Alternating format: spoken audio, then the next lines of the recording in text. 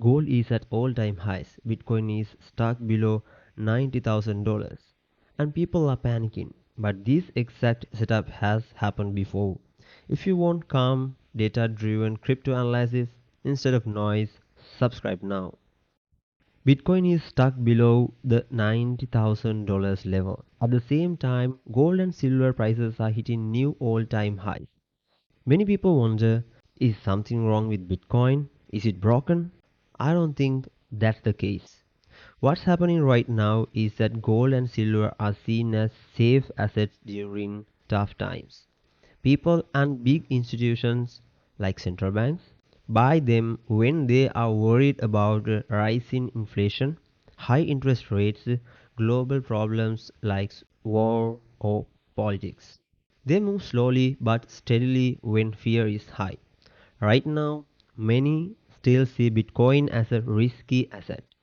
It doesn't always act like a safe hedge during fear.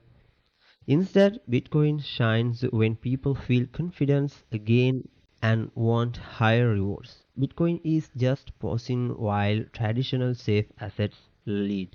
History shows this pattern. In past market cycles, gold and silver often rise first during uncertainty. Bitcoin waits until fear fades, then it surges as confidence returns. This slow phase feels frustrating, but it's normal. Patience wins always. Global liquidity is growing rapidly. We believe there is still plenty of money in the market. Maybe retailers are broke, but institutions aren't broke. They are just being careful. When worries is that money could flow back into riskier assets like Bitcoin.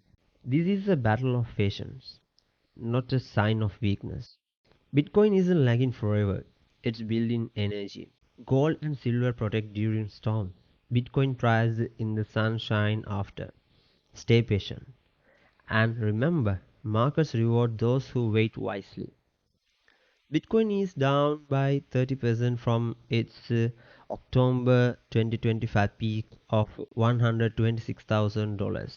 Now trading around $88,000. Many are asking, is this the end of the bull run or just normal correction like we saw before the last pump? In the last two pumps in this bull run, we saw that after an initial drop, Bitcoin often makes one more lower low before recovering.